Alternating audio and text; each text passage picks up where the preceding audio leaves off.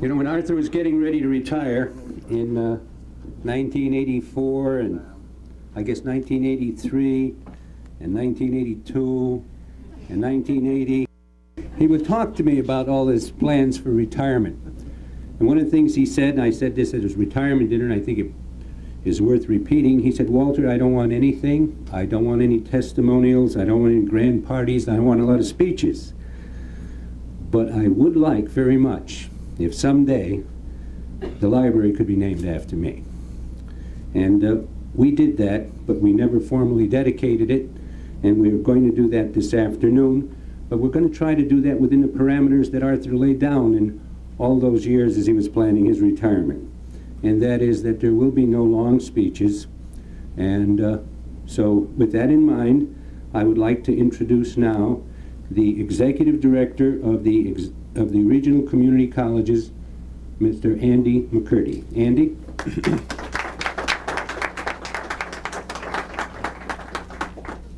Thank you very much, Walter. You never told me about the long speeches before, and it's too late now. It really is my very great pleasure to join with all of you this afternoon and to be a part of this occasion, which honors an old friend and colleague.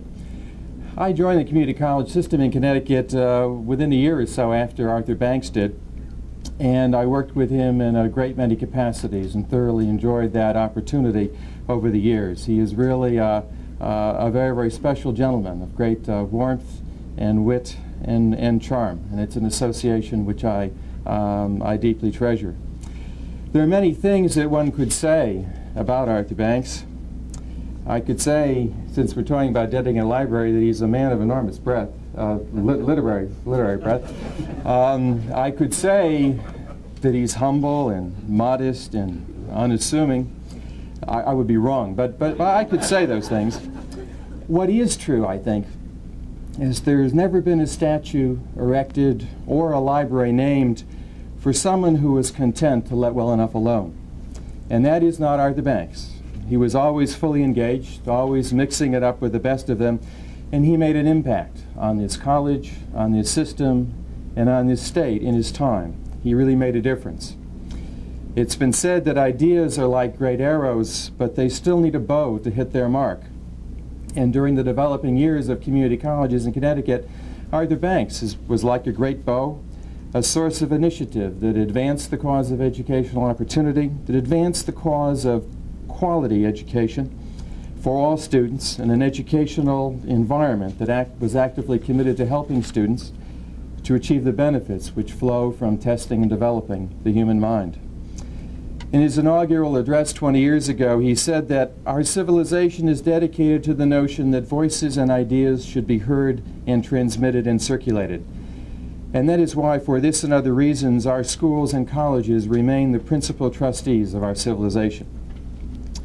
I think it's especially appropriate, therefore, that this college library, which stands at the heart of the college's mission, should now bear his name as it continues to serve future generations of students, as they pursue the adventure of delving into unknown realms, of testing the range of their minds and the reach of their imaginations. And may it serve as well as a lasting tribute to Arthur Banks's commitment to challenging and inspiring those who study here to achieve the full potential of human aspiration and individual promise. On behalf of the Board of Trustees of Regional Community Colleges, which is represented here today by Dr. Arnaldo Sierra, and myself, congratulations, Arthur.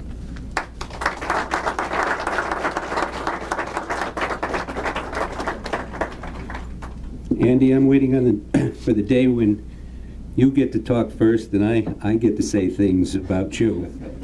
So far I've been following you around on the circuit, or you've been following me, and I haven't had that opportunity.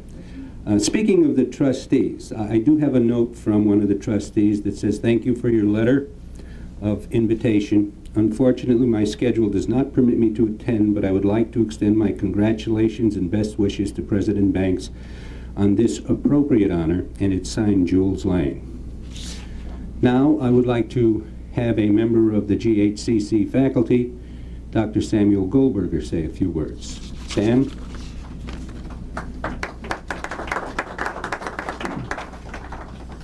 For those of you who are new to this library, I wanted to draw your attention to the portrait of Dr. Banks just around the corner, which is looking down most appropriately on the area where students study.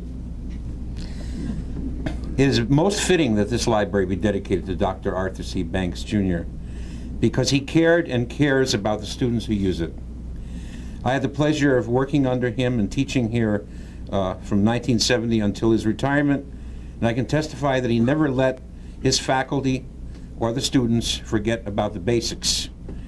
He was untiring in reminding us of the importance of inculcating in our students a love of reading and good music, especially of the classics.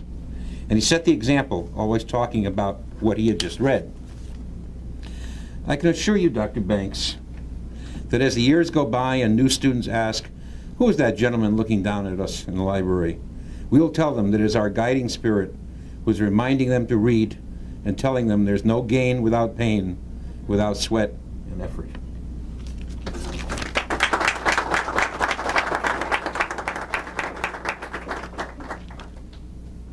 I'm not going to try to introduce a lot of dignitaries who are here today, members of our foundation and our regional advisory council, but I do think I should call one of the Dr. Banks's cohorts, colleagues, just to take a bow. Regina Duffy is here today. Regina Duffy, the President Emeritus of Northwestern Community College. Now to say a few words on behalf of the students at GHCC, Martha Nelson, the newly elected President of the Student Senate.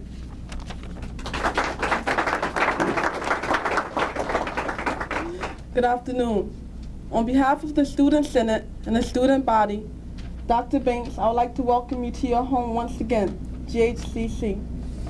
I want you to realize what an important role that GHCC plays in the lives of many.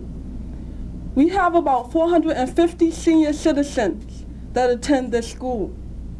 Sometimes for senior citizens, their days can be very long and hard. But thanks to GHCC, they can come here and share life with us.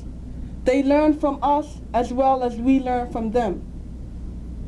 People who work now have access to GHCC. They can have children and they can come here as well. That way, education continues to bloom in all ages. For that, we are thankful. You faced the challenge to make GHCC a better one. That reminds me of something that James Baldwin said. Not everything that is faced can be changed, but nothing can ever be changed until it is faced. You took that challenge and you made GHCC a better one. This building is beautiful. We can look out the window and we can see trees. That's due to you. Your hard work and leadership got us this building. We're thankful for that. It's hard to become a leader, and it's even harder to stay a leader. And I would like to thank you, Dr. Mallet, for continuing the process. Both of you deserve the congratulations.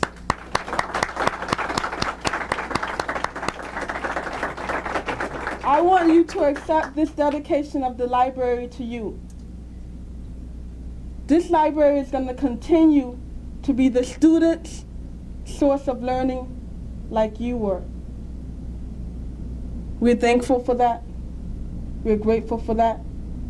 We want you to take this dedication with a smile on your face and a warm feeling in your heart always, because you deserve it.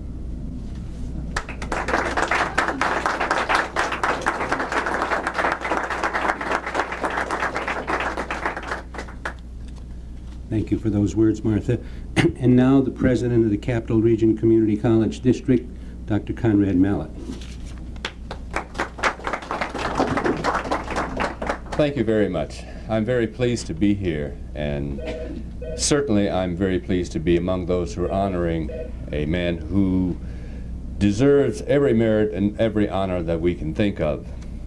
I just left Tungus Community College a few moments ago, and on the way here I ran into a rainstorm, and I thought, knowing Arthur's driving habits, and how much he loves to drive, he probably will miss this, and somebody is going to ask me to take his place. And the thought occurred to me that that's impossible. Someone can follow Arthur Banks, but nobody can ever take his place. I certainly can't.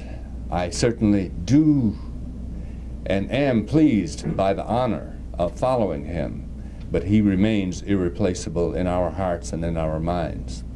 It is said that the faculty is the soul of an institution of higher learning.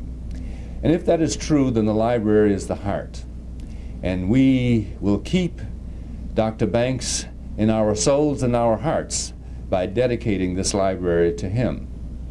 I don't like to think or say words in that tone because it seems as if we're speaking in memoriam. Indeed, we're not. There's no one more alive, more vital, more of a continuing contributor to the benefits of Greater Hartford Community College than Arthur Banks. We're present, we're grateful for his presence, we're certainly grateful for his leadership in establishing the institution, and I'm grateful that I don't have to compete with him. Thank you very much.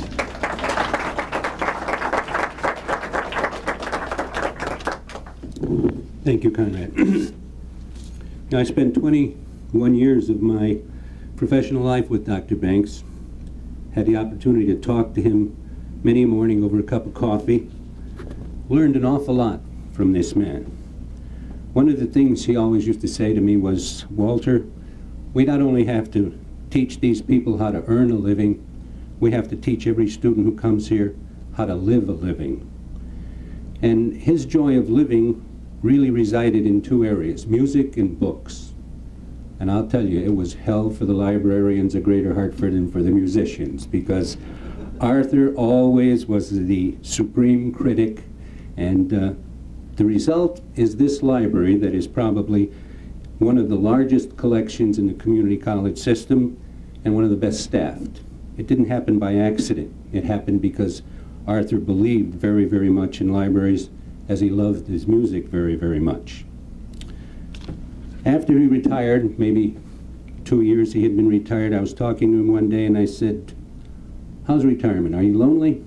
And he said, no, Walter, I'm not lonely, but I really miss that damn school. He said, I miss the college, but I will never be lonely as long as I have my music and my books. Arthur C. Banks, Jr., we dedicate this library to you today, and we would like you to say a few words if you wish.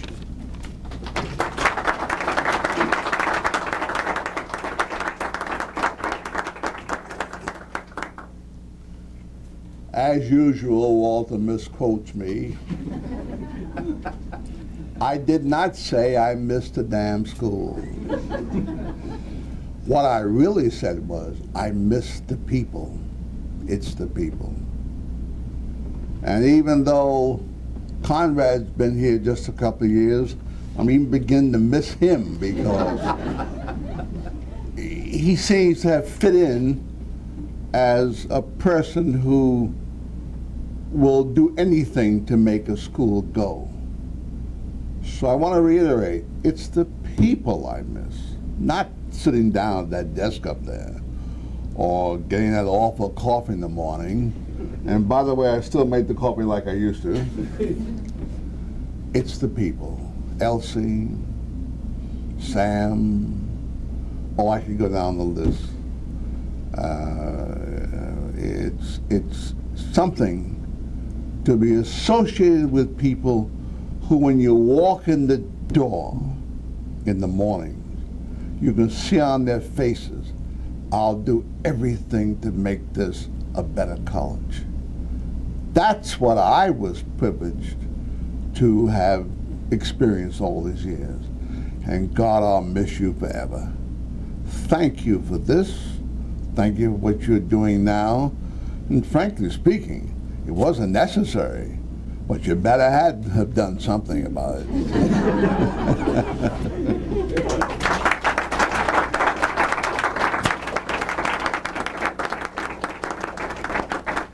And now let's enjoy.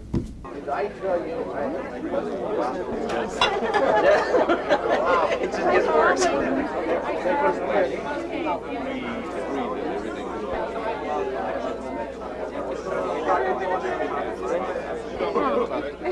I got all your names. That's weird. That's right. So you well, I'm not sure that they're coverage in the district is here to try and do some more things together that would advantage to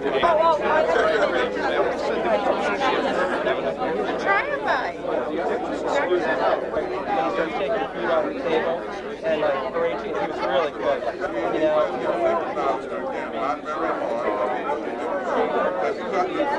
So do you work here at GHCC or you? You do. I'm just